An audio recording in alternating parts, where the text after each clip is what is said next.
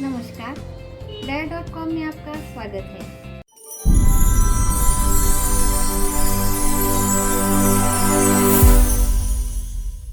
आज हम pressure cooker का यूज़ सही तरीके से देखने वाले हैं। प्रेशर कुकर में जो हम खाना पकाते हैं उसमें से सारे प्रोटीन्स, विटामिन्स प्रेशर के साथ ख़त्म हो जाते हैं। पानी 100 डिग्री सेंटीग्रेड टेम्परेचर को बॉयल हो जाता है और उसके बाद भाप बन के उड़ जाता है। तो प्रेशर कुकर में भी जब पानी गर्म हो जाता है और अंदर जो स्टीम जमा हो जाती है वो प्रेशर के साथ बाहर चली जाती है और उसके साथ जो हमारे खाने में जो न्यूट्रिएंट्स है वो भी बाहर फेंक दिए जाते हैं। अगर हम कुकर की सीटी ही ना होने दे तो हमने कुकर में जो भी खाना कुक करने के लिए रखा है उसमें से सारे न्यूट्रिएंट्स वैसे ही बने रहेंगे। आप सोच रहे होंगे बिना कुकर की सीटी के खाना कैसे पकेगा? बिल्कुल पकेगा और हमारे खाने में से न्यूट्रिएंट्स भी बिल्कुल ख़त्म नहीं होंगे, वो वैसे ही बने रहेंगे। तो आप वीडियो को बिना स्किप किए एंड तक ज़रूर देखिए, क्योंकि मैं इसमें बहुत सारी टिप्स एंड ट्रिक्स शेयर करती रहती हूँ, तो आप वो मिस नहीं करेंगे। तो चलिए शुरुआत करते हैं। तो इस मेथड से दाल और चावल किस तरह से पकाना है ये हम देखते हैं। पहले तो हमें दाल और चावल को आधा घंटे पहले ही हमें भिगो के रखना है, इससे कुकिंग प्रोसेस जल्दी हो जाती है। तो आप दाल और चावल को आधा घंटे पहले ही भिगो के रखिए। अगर 1 घंटा पहले रख सकते हैं तो बहुत अच्छी बात है। और देखिए इस तरह की जो जाली होती है उसका यूज़ कीजिए। हम कुकर में इसे रख देते हैं और इसमें हम 1 से 1.5 ग्लास पानी हम इसमें डाल देते हैं। और बाद में देखिए हम इस तरह से जो हमारे पास नींबू के छिलके होते हैं वो हम इसमें डाल देते हैं। इससे हमारा कुकर भी अंदर से क्लीन रहेगा और वो काला नहीं पड़ेगा। अब हम इसमें ये दाल और चावल रख देते हैं। देखिए इस तरह से मैं अभी बस दाल चावल लगाने वाली हूँ, तो मैं अभी ये प्लेट है जो मैं इस पे रख देने वाली हूँ। इससे जो चावल पक जाएंगे वो नीचे से इस बर्तन में नहीं लगेंगे। तो उस तरह से मैं उसे कवर कर लेती हूँ और अब हम इसे ढक लेते हैं। और एक बात, आप इस लीड को भी पानी में भिगो के ले लीजिए, इससे एयर बाहर नहीं जाएगी। और हमें जब हम अभी कुकर का यूज़ करने वाले हैं तो आपको इसकी सीटी निकाल के इसको लगाना है। बाद में हम इसे कवर कर लेते हैं। देखिए इस तरह से हमें कुकर की तैयारी कर लेनी है। आपकी छोटी फैमिली है तभी आप कम से कम 7 लीटर कैपेसिटी का तो कुकर ले ही लीजिए। इससे आप कम समय में ज़्यादा फूड कुक कर सकते हैं। एक ही समय में आप दाल, चावल या सब्जी पका सकते हैं। इससे आपकी गैस की बचत भी हो जाती है और आपका कुकिंग टाइम भी सेव हो जाता है। हमारा कुकर तैयार है, हम गैस ऑन कर सकते हैं। पहले 2 मिनट आपको इसे हाई फ्लेम पे रखना है और बाद में 2 मिनट आपको इसको मीडियम फ्लेम पे रखना है। देखिए कुकर में से आवाज़ आना शुरू हो गया है और देखिए पानी भी निकल रहा है। अब इस पॉइंट पे हमें गैस की फ्लेम को लो करना है और हमें इस पे सीटी लगा लेनी है। देखिए मैं आपको नज़दीक से दिखाती हूँ। इसमें से देखिए पानी निकल रहा है और आवाज़ भी आ रही है।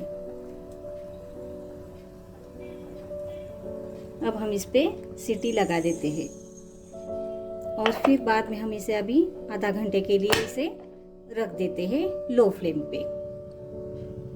आधा घंटा हो चुका है, अब हम गैस की फ्लेम बंद कर देते हैं। आप इस तरह की तैयारी आप रात में भी कर सकते हैं अगर आपको सुबह में जल्दी हो जाती है तो। इसे पूरा ठंडा हो जाने के बाद ही आप खोलिए। कुकर को ठंडा करने के लिए आपको कम से कम 1 घंटा तो समय देना पड़ता है, जिससे कि ये सारा फूड स्टीम में अच्छी तरह से कुक हो जाता है। आप इस तरह कुकर की तैयारी आप रात को भी करके रख सकते हैं। इससे कुकर को ठंडा होने में भी समय मिल जाता है और आप दूसरे दिन इसका यूज़ कर सकते हैं, जिससे कि आपकी समय की भी बचत हो जाती है और गैस की भी बचत हो जाती है। अगर आप रात के खाने के लिए कुकर लगाने वाले हैं तो तभी आप 2-3 घंटे पहले ही अपना टाइम मैनेज कर लीजिए, जिससे क्या होगा आप कुकर को ठंडा होने के लिए समय दे सकेंगे। 1 घंटा हो चुका है, अब हम देखते हैं कुकर को बंद करके कि हमारी दाल अभी कुक हुई है या नहीं है। आप आधे घंटे का टाइम पीरियड ज़रूर सेट करके रखिए। हम दूसरे काम में लग जाते हैं और फिर बाद में गैस वैसे ही चालू रह सकता है, क्योंकि अब सीटी की आवाज़ नहीं आने वाली है। मैं आपको नज़दीक से दिखाती हूँ। देखिए, ये हमारी दाल बिल्कुल पक चुकी है। देखिए, एकदम सॉफ्ट पकी है। देखो, अभी मैं आपको चावल भी दिखाती हूँ। देखिए, ये पूरी तरह स्टीम पे ही हमने इसको कुक किया है। देखिए, बिल्कुल ये सॉफ्ट हो चुके हैं। देखिए, आप इस तरह से अपना फूड कुक कर सकते हैं बिल्कुल स्टीम पे, और इसके प्रोटीन्स और न्यूट्रिएंट्स वैसे ही बने रहते हैं, बिल्कुल भी ख़त्म नहीं होते। तो आप इस तरह से हेल्दी फूड आप कुकर में कुक कर सकते हैं। तो आप कुकर का यूज़ कीजिए सही तरीके से। इसी मेथड से हम सब्जियों को भी प्रेशर कुकर में अच्छी तरह से बॉईल करके ले सकते हैं। आलू भी इसमें अच्छी तरह से पक जाते हैं। इससे इसके न्यूट्रिएंट्स भी बिल्कुल कम नहीं होते सब्जियों के। अगर हम हाई प्रेशर पे सब्जियों को पकाते हैं तो सब्जियों के सारे न्यूट्रिएंट्स कम हो जाते हैं। हम जब इस मेथड से पकाएंगे तो सब्जियों के न्यूट्रिएंट्स भी वैसे ही बने रहेंगे। हम पाव भाजी के लिए जब सब्जियां पकाते हैं तो हम प्रेशर कुकर में एक साथ भी बहुत सारी सब्जियां हम बॉईल करके ले सकते हैं। तो चलिए देखते हैं ये मेथड।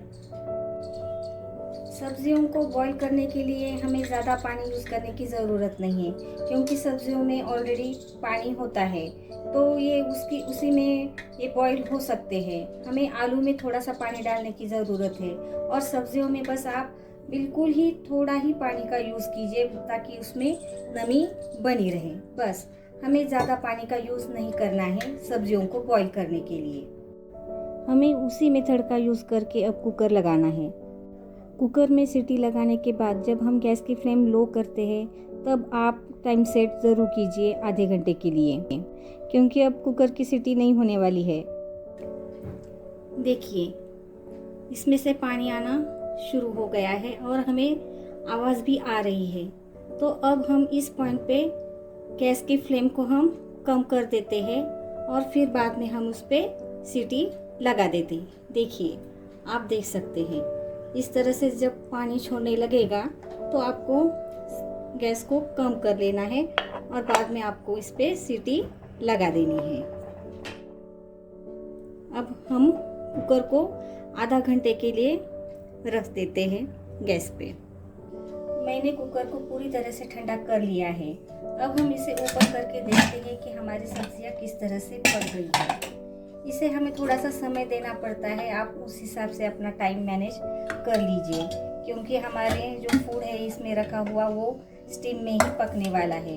तो आप इसे थोड़ा सा टाइम दे दीजिए। देखिए, ये हमारी सब्जियां। अब हम चेक करते हैं कि हमारी सब्जियां पकी है या नहीं है। तो देखिए, मैं आपको नज़दीक से दिखाती हूँ। देखिए, ये मैंने पाव भाजी बनाने के लिए ये सब्जियां पकाई है। देखिए, आप देख सकते हैं। देखिए, पूरी तरह से ये सब्जी हमारी पक गई है। देखिए,